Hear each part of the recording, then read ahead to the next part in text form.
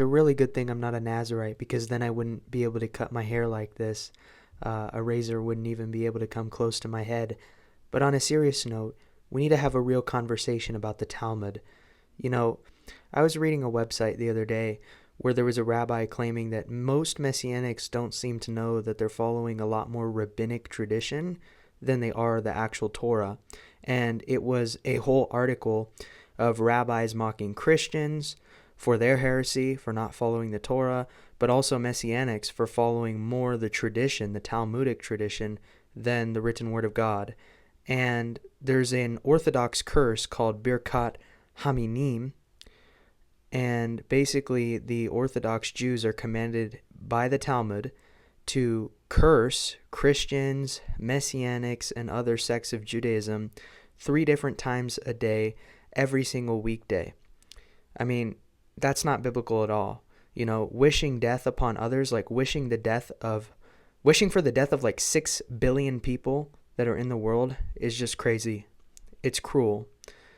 And the people that write the Talmud, for those of you who are following the Torah and following our Messiah, who are using it to interpret the Torah, the authors of that book, they want you dead.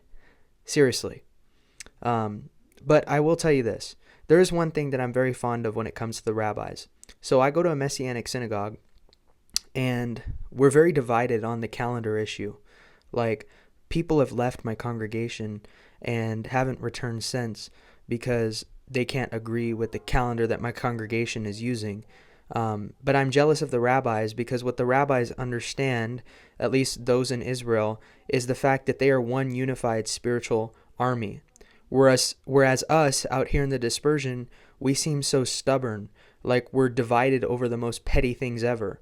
Like, even though the rabbis are teaching false doctrine from the Talmud, at least they're united, and at least they're grounded in it. Whereas we as Messianics out here in the dispersion, we're so comfortable that we feel like it's okay for us to separate and not gather together, and for us to just do our own thing.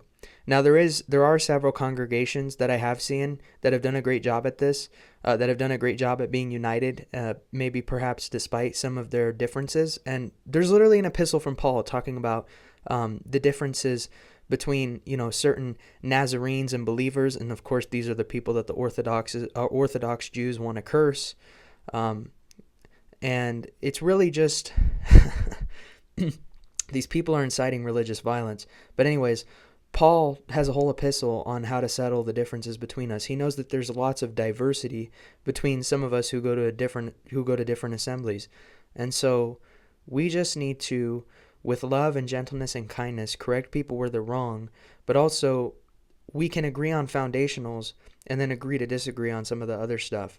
And I want to extend that olive branch out to people who may not agree with me fully, and perhaps people that I don't agree with fully. And so may Yahweh bless you. May Yeshua bless you. Just want to do a quick message tonight for Erev Shabbat. Actually, already is Shabbat for a lot of you out there. And you take care.